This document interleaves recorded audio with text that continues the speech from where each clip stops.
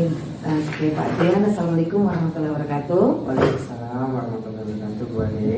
Jadi terima kasih ya Pak Dian sudah menyempatkan waktunya. Kemarin saya diminta waktu sama Pak Dian untuk kegiatan coaching untuk kegiatan pasca observasi gitu ya. Gimana nih kira-kira perasaan Pak Adrian setelah kita melakukan observasi kemarin melihat di kelas itu pas pembelajaran Pak Adrian gitu. Nah, gimana perasaan Pak Adrian kira-kira untuk kegiatan ini? Oke, kalau perasaan saya sendiri, alhamdulillah sangat senang Bu Ade. Ya. Karena pada saat kita kemarin Ibu sudah menjelaskan bagaimana RPP itu bagus, bagaimana poin-poin yang masih ada di dalam RPP, kemudian bagaimana proses pembelajaran yang ber-KSE, kemudian berdiferensiasi. Jadi pada saat actionnya, alhamdulillah ada yang sangat senang sesuai dengan RPP yang telah kita rancang. Oke, terus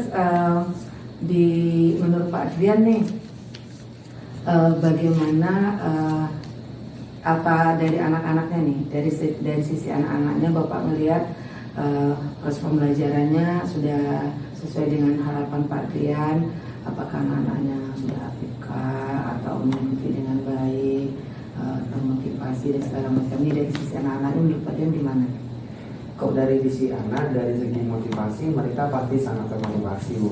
Karena kan kita sudah melakukan di awal untuk memotivasi mereka agar selama proses pembelajaran berlangsung itu harap tenang, kemudian fokus, dan motivasi mereka udah terbangun gitu, Bu.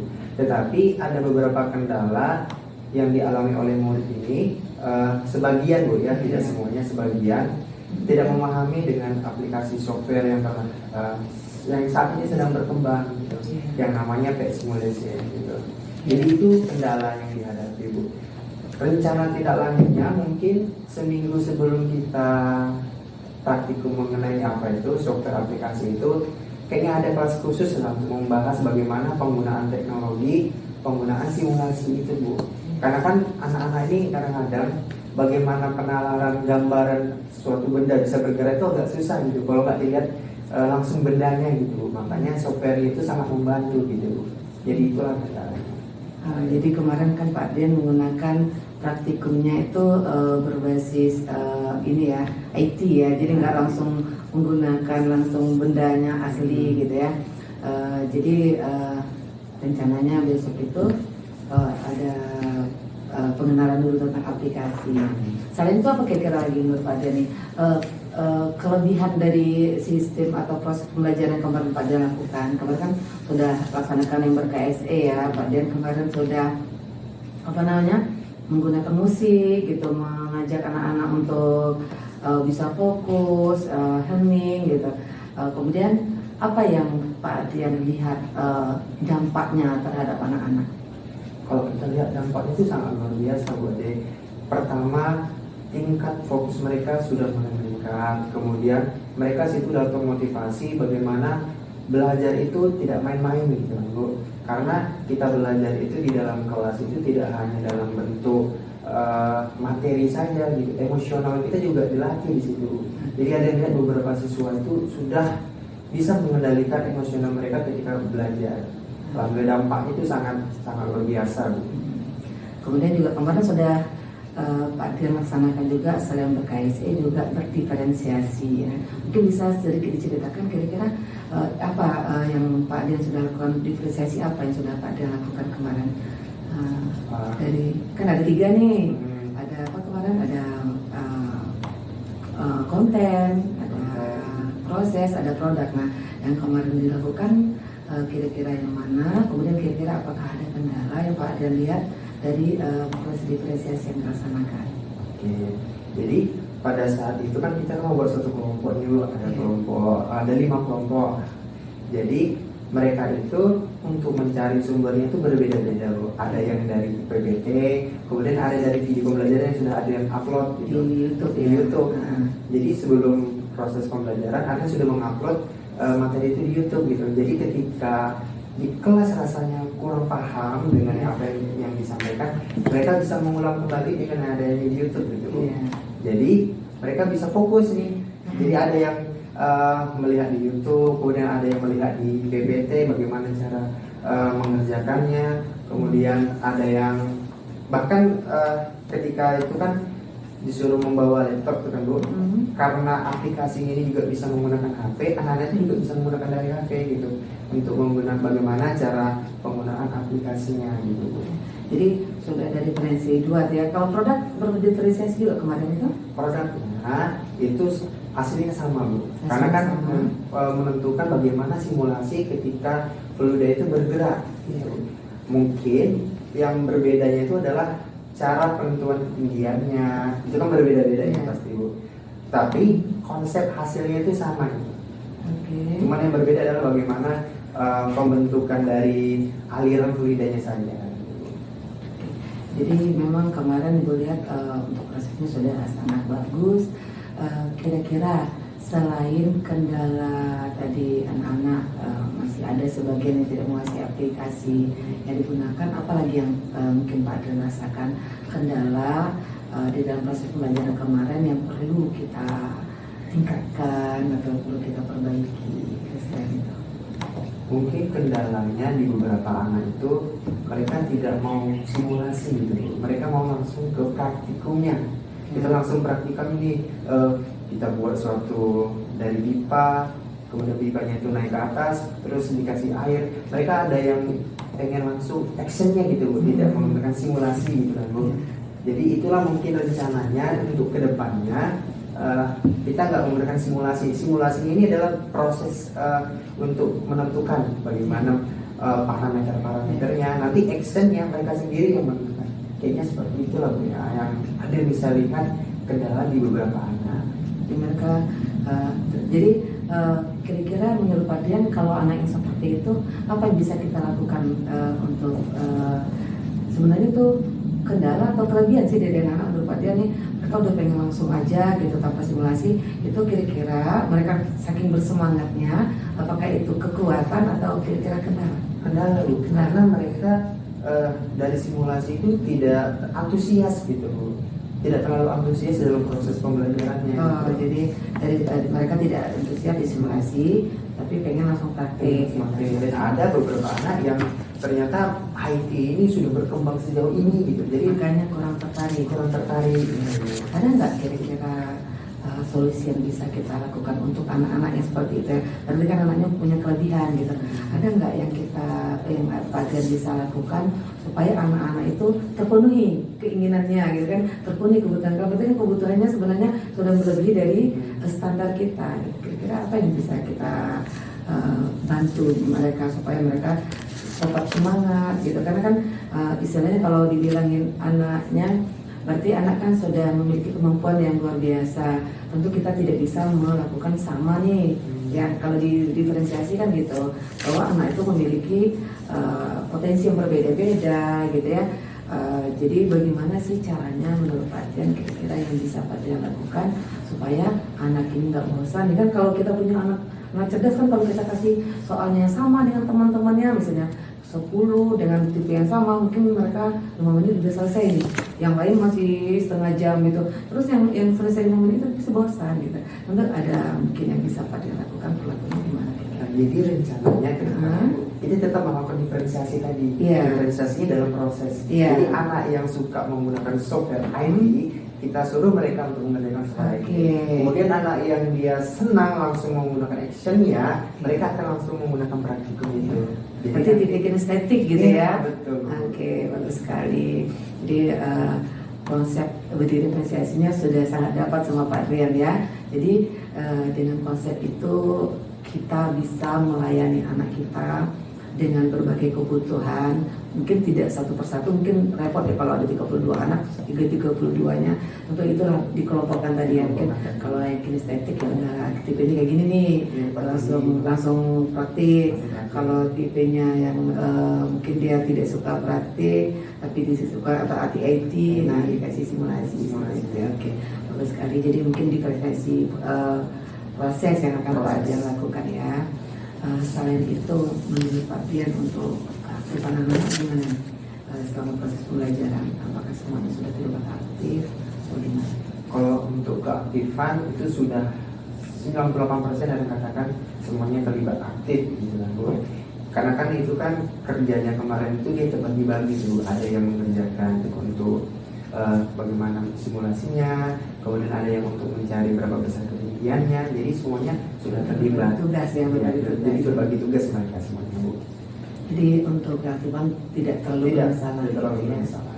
Kemudian ada nggak kira-kira yang lagi masalah yang mungkin selama ini nggak hanya untuk kemarin aja sih, pada waktu pelajaran-pelajaran yang lain di kelas lain kira-kira yang mungkin mengganggu atau perlu kita perbaiki, kita tingkatkan yang pernah Pak Dian rasakan. Jadi kalau selama proses pembelajaran sampai saat ini mungkin adalah beberapa anak Bu yang minat belajarnya itu kurang, gitu kan, Bu. Dia di saintek itu kurang gitu. Jadi kendalanya di situ saja Bu sebenarnya. Jadi kita tuh sampai saat ini juga ada yang belajar bagaimana caranya untuk bisa mengatasi anak yang minat belajar ini kurang gitu. Iya. Dia sukanya mungkin biologi gitu. Ketika dia fisika, mendengar kata fisika saja dia sudah ada underestimate di situ. Iya. Jadi sebenarnya itu yang mau kita pelajari juga sebagai guru, kan kita kan harus berkembang juga betul. melihat bagaimana kondisi anak itu. Sebenarnya itu. Iya. Jadi masih ada anak-anak yang mungkin kurang ini ya, kurang tertarik gitu. Yang sudah Pak Dian lakukan apa nih ketika anak-anak yang seperti itu ya udahlah sekedar ikut aja belajar gitu. Apa yang sudah Pak Dian lakukan, tips-tips yang kemarin tuh yang saya lihat tuh bagus sekali sih sebenarnya gitu. Yang waktu di awal apa membuat apa tuh kemarin tuh yang kaca gitu. Apa jadi gimana tuh? Mungkin bisa diceritakan. Jadi udah beberapa tips yang sudah ada yang lakukan. Pertama, sebelum proses pembelajaran itu ada mengambil konsep fisika. Dari konsep fisika itu tidak materinya kita ambil, tapi secara sosialnya. Jadi kemarin tuh ada gelas, ada gelas ini berisi kaca sebenarnya Bu. Jadi ada yang bertanya kepada anak-anak itu, di sini Bapak sudah meletakkan gambar ini adalah seorang pemimpin. Pemimpin yang cerdas, pemimpin yang bisa membangun negeri ini untuk kedepannya. Jadi siapa yang bisa menebak siapa gambar ini akan Bapak kasih nilainya 90. Jadi anak-anak itu langsung antusias semuanya. Gitu ya. Bahkan anak yang dia minatnya tadi kurang, jadi tetap mau berani gitu untuk berbicara gitu. Dan ternyata mereka menebak tidak ada yang benar jawabannya. Ya kan. Nah itu Ibu lihat kemarin itu sangat menarik sekali, dan sebenarnya menurut Ibu tuh Pak Dian sudah melakukan ice breaking sekaligus itu sudah ber-KSE gitu ya, sudah sangat keren sekali gitu. Jadi mungkin itu sudah bagus sekali. Jadi ada tips-tips yang mungkin kita gunakan untuk menimbulkan rasa ingin tahu, menimbulkan motivasi belajar yang kemarin, dan itu Pak Dian sudah lakukan keren sekali loh gitu. Ibu aja kemarin tuh mikirnya apa ya gitu kan nebak-nebak tuh. Jadi memang yang kepikiran mungkin sama ibu sama anak ya presiden siapa mungkin gitu. Ibu waktu itu pikirannya Pak Anies Baswedan kayak gitu kan, atau Nabi Muhammad kayak gitu Ibu pikirin kemarin tuh kan, pimpinan cerdas gitu. Tapi Ibu nggak kepikiran kemarin tuh untuk masa depan ya. Ibu pikirnya kemarin tuh pimpinan cerdas bisa jadi Nabi Muhammad. Tapi kalau untuk masa depan mungkin Anies Baswedan, Ibu pikir ke sana karena kita mau pemilu nih. Ternyata tidak seperti itu keren sekali gitu. Jadi Pak Dian sudah melakukan walaupun mungkin tidak disadari itu kan niatnya gitu, bahwa sebenarnya itu udah ber-KSE gitu, sudah menimbulkan happy di hati anak-anak, sehingga ketika seperti itu yang terlihat sama Pak Dian apa tuh? Antusiasme anak-anak itu menimbulkan apa ke pembelajaran itu? Yang awalnya mereka di awalnya diam, pas diberi pertanyaan seperti mereka langsung saya pak. Jadi antusias sekali. Jadi sangat menarik. Jadi itu yang bagus-bagus mungkin perlu dipertahankan gitu ya. Jadi mungkin kalau seandainya ada kendala-kendala, nah tadi Pak Dian sudah langsung memikirkan, itu luar biasa loh. Kalau kayak gini kendalanya ini yang akan saya lakukan, itu udah bagus sekali. Dan memang sudah disampaikan bahwa kita sebagai guru harus belajar terus. Kalau mau belajar lagi jangan jadi guru kan gitu ya. Oke. Kira-kira mungkin ada lagi nggak kira-kira yang akan disampaikan atau kita bicarakan? Untuk kedepannya nih, rencana tindak lanjutnya nih. Untuk rencana tindak lanjutnya Bu ya, mungkin kedepannya Adian berusaha belajar untuk bagaimana kita bisa menciptakan suasana belajar itu yang tidak tertekan gitu. Biasanya kan kita mau masuk materi yang mungkin kelihatannya sulit gitu kan Bu. Jadi kita harus belajar bagaimana caranya di awal itu biar anak-anak itu dia tidak tertekan dengan judulnya saja gitu. Dan judulnya saja kadang-kadang ada beberapa anak itu yang merasa tertekan gitu. Apalagi ini gitu kan. Membayangkan fisika tuh bagaimana gitu ya.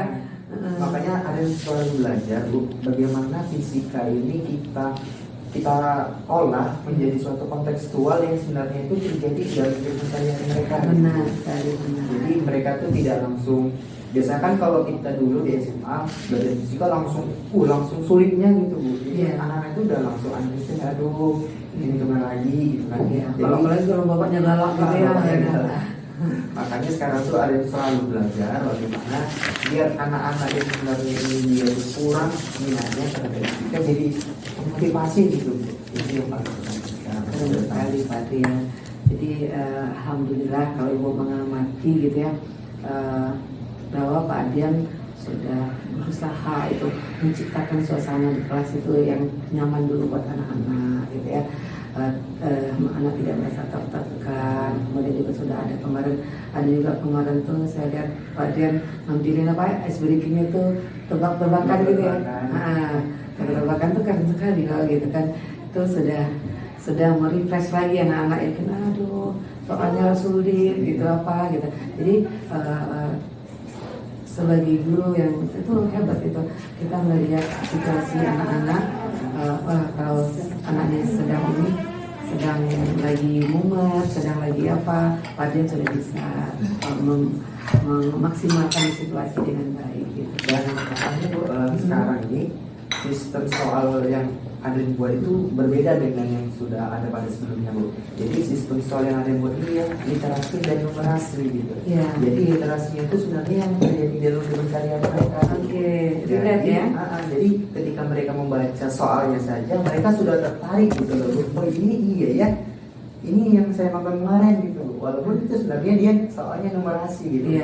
Nah, misalkan contohnya itu di anak-anak kan suka anime gitu.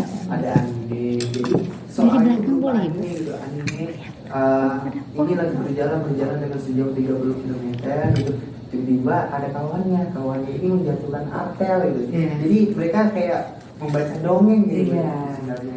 Ada ngerjain soal gitu. Keren sekali. Jadi itu pertama yang harus kita tunjukkan. Jadi selain melaksanakan apa tadi pembelajaran, Pak Dian sudah memasukkan tipe-tipe literasi numerasi yang sekarang sedang digalakkan di pemerintah gitu ya. Itu keren sekali gitu. Jadi ada beberapa hal yang tadi Ibu tangkap yang Pak Dian sudah lakukan, sudah melakukan refleksi juga tadi ya. Kemudian sudah ada tindak lanjutnya. Alhamdulillah sejauh ini sesuai dengan rencana yang sudah dibuat yang kita diskusikan di awal dan hasilnya juga sangat memuaskan ya. Alhamdulillah. Mungkin kira-kira ada lagi nggak yang perlu kita diskusikan? Kalau untuk saat ini kita semuanya udah kita diskusikan Bu. Mungkin kedepannya lagi kalau kita ada jumpa lagi kendalanya mungkin perlu kita diskusikan. Siap. Jadi Ibu dengan senang hati kalau seandainya nanti kapan-kapan Pak, ini kan kalau kegiatan supervisi akademik ini yang seperti Ibu bilangin jangan menjadi momok bagi guru-guru bahwa supervisi ini bukan untuk mencari atau menilai kesalahan-kesalahan guru, tetapi supervisi ini kita berharap yang bisa menggali potensi yang seperti Pak Dian punya ini. Itu yang sebenarnya kita harapkan, bahwa mungkin kadang-kadang kita nggak sadar kita punya potensi tetapi tidak terkeluarkan gitu. Jadi dengan kegiatan supervisi ini kita bisa melihat yang sebelumnya tidak terpikirkan kayak gini atau kayak gini. Jadi muncul hal-hal baru yang sebenarnya kita sudah punya yang tidak tersalurkan, dan besok bisa kita keluarkan. Dan itu pastinya kita berharap semua yang kita lakukan ini adalah untuk kepentingan pendidikan anak-anak kita gitu ya. Jadi udah melihat Pak Dan sudah berfokus ke anak-anak, itu luar biasa sekali. Alhamdulillah itu kan juga berkat dari Bu Ade juga, karena sebelum pas observasi Ibu menjelaskan bagusnya seperti ini gitu. Alhamdulillah itu juga dari saran Ibu juga. Oke, baiklah, terima kasih Pak Adrian. Kalau tidak ada lagi mau kita bicarakan, terima kasih sudah menyediakan waktunya. Insya Allah kita ketemu lagi ya di kegiatan-kegiatan pembelajaran berikutnya. Ibu pun juga dengan senang hati nanti jika suatu saat Pak Adrian juga, Bu saya mau ngeliat Bu Ade mengajar lah gitu. Kita saling sharing, saling berbagi. Ibu juga butuh masukan tentunya dari teman-teman gitu ya. Oke, siap Bu Ade. Oke, makasih banyak ya waktunya. Sama Bu Ade. Assalamualaikum warahmatullahi wabarakatuh. Waalaikumsalam warahmatullahi wabarakatuh.